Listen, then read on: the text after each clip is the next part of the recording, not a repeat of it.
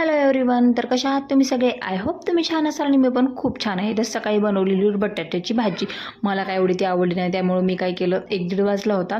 सकाळी थोडंसं काहीतरी खाल्लं असल्यामुळे मला 1:30 वाजता लगेच भूक लागली आणि त्यामुळे मी काय केलं, अंडा ऑमलेट करायला घेतलं. त्याच्यातच ऋषभचे डॅडी पण आलेले होते. तर म्हणलं ठीक आहे, चला तिघांसाठी आज अंडा ऑमलेटच बनवून टाकूया. पण ऋषभच्या डॅडीला साधं सिंपल अंडा ऑमलेट आवडतं, पण मी आज म्हटलं नाही, मी सगळ्यांना कांदा वगैरे टाकूनच करणार आहे. चटणी करण्याच्या ऐवजी मी ऑमलेट म्हणजे पोळी बनवली. तर कोणाकोणाला आवडते अशी अंडा पोळी बनवलेली खायला तर नक्की सांगा. काही लोक म्हणतात मी नॉनव्हेज खात नाही, पण तरी अंडे खातात. मला त्यांचं ते गणितच कळत नाही. नॉनव्हेज खात नाहीत पण अंडे कसे चालतात काय माहिती, मला तर ही गोष्ट काही समजत नाही.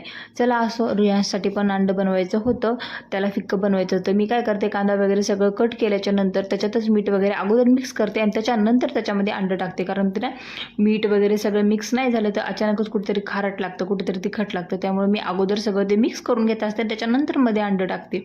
आणि पहा, मस्त तवा भरून असं अंडा पोळी बनली होती. मस्त टेस्टी झाली होती आणि सगळ्यांनी आम्ही खाल्ली, मस्त झाली होती. तुम्हाला कोणाकोणाला आवडतं अंडा ऑमलेट? मला एवढं जास्त आवडत नाही, पण कधीतरी खायला काय हरकत आहे. आणि लगेच मी 2 आणखीन बनवून घेतले आणि हे पहिलं बनवलं.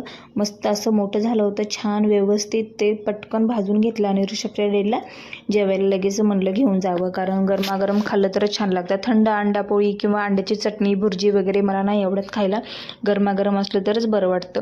मग मस्त एक त्यांच्यासाठी बनवून घेतलं आणि दुसरं लगेच तव्यावर टाकलं आणि तोपर्यंत त्यांना मी ते नेऊन दिलं. आज या पकडीचा मला काही खेळच कळत नव्हता. 3-3 वेळेस निष्ठातच होती, त्याचं मला काही समजतच नव्हतं का काय माहिती. रियांश खूप घेऊन खेळतो, आपटतो, त्यामुळे होत असेल कदाचित. तर चला, आता मी सगळे अंडे बनवून घेते आणि मस्त आम्ही जेवायला बसतो. तुम्ही पण जेवायला या. ज्यांना नॉनव्हेज चालत नाही त्यांच्यासाठी नाही बरं काही ऑफर.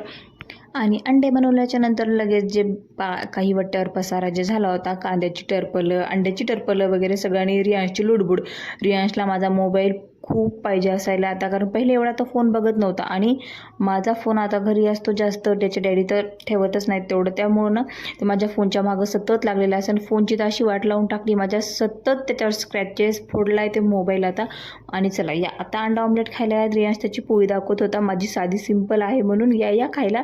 आणि त्याच्यानंतर मी थोडंसं म्हटलं थोडंसं मला बाहेर जायचं होतं, त्याच्यामुळे मी ना थोडंसं टचअप केलं आणि थोडंसं बाहेर जाऊन आले. त्याच्यानंतर लगेच पाणी सुटलं, बाहेर जाऊन आले की मग त्याच्यानंतर पाणी भरलं आणि लगेच रात्रीचा स्वयंपाक करायला आली. तर आज पाणी वगैरे भरून खूप थकून गेले होते, त्यामुळे मला चला साधा सिंपल बेत करूया, खिचडी करूया. कारण हमखास कंटाळा येतो ज्यावेळेस पाणी वगैरे भरतात, त्यावेळेस खिचडीचा बेत होतो. सकाळच्या पोळ्या तर होत्याच. चला.